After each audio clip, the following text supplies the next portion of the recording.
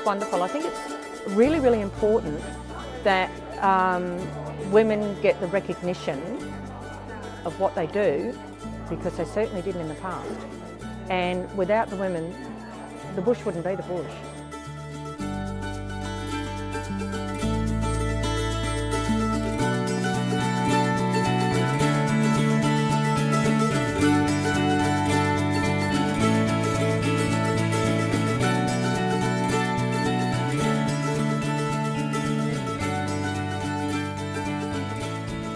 I oversee the whole of our operation. I do all the bookwork, I do all the staffing, make sure that the restaurant's running properly, make sure that the musterers and all are fed properly. So yeah, I overshadow the whole project, yeah.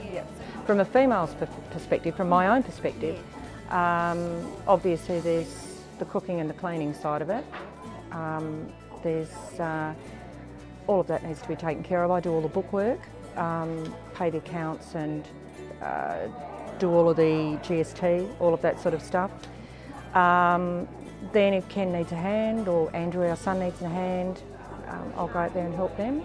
Well, I've just been trying to get the tourism thing going, so I've been doing the paperwork, organising a bit of that.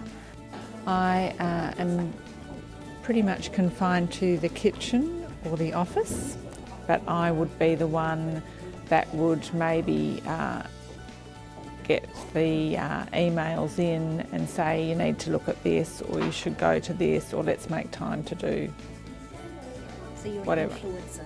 I am an influencer, yes. Because everything I do, I have to do it with the kids, so they're with me 24/7. But I'm cook, so I'm it to cook for the staff. We have 2 others that are full time. The bookwork and just the general ordering food. I basically run the house, run the office, keep everybody on track where we can and help out. So if we're landmarking or whatever, if I'm needed out in the yards, shearing I love because I'm in the yards a lot, so I enjoy that part of it. Yes, love it.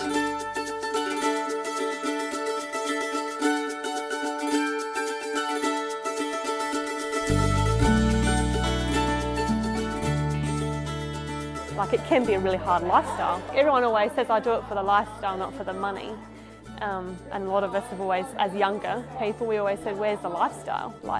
You go from 5 till 9 and you get paid peanuts and you don't have a social life and all this sort of stuff, but you love it anyway. So yeah, I did. I worked in a few different jobs. I rode racehorses and load trucks and worked in the mines, and eventually I went, nah, this is not for me, I have to go home. Because we had nothing. We had what the house originally was, when we went there, was actually a 60 by 20 shed with a gauzed in veranda around it. It was the most godforsaken, horrible place God put on the planet. It's not like you duck down to your supermarket, you put in an order on the email, and if you forget something one week, well, you make do because you can't zip over to your neighbour and grab it. If you make an effort to do something, then you can find something to do. So it becomes part of you, part of your kids growing up and all that. So, yes, you have a lot of memories and, friends, visitors that come and stay, family that come and stay. We've had a lot of good times at Kokopus. So, it's a special place, yeah. Family life, and you drive 200 k's to a barbecue because that's just what you do and that becomes normal. So yeah, it's quite different in that regard.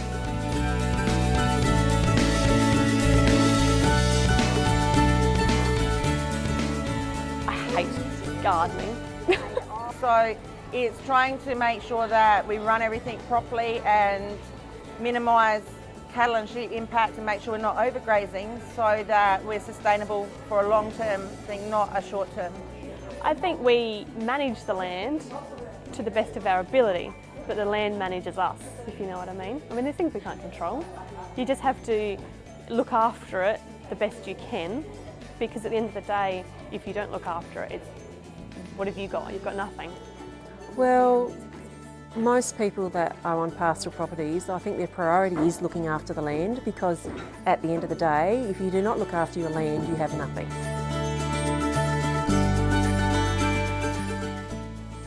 I look at him and I see us 30 years ago. I see exactly the same thing. I see all of the ideas and the, you know, we're getting tired, we're getting older, we're getting tired. We haven't lost the buzz, but, you know, we're not the same age as what we were 30 years ago. We want to be 100% drought proof. We want to have this place and have it all secured up for our kids. We don't want our kids to go through a drought or that in the future, which is a possibility of where we are, and not be able to survive it and support their families and all the rest. So in the end, we hope to have successful places that all bounce off of each other. We can run off and retire and help out when needed and travel a bit and all the rest, and they can have security and not work as hard as we've had to in life. And I kind of want to focus on my kids and a few things of my own for the next couple of years. I sort of think I will just be selfish for a few years and then send them off to boarding school. And then I might do something else.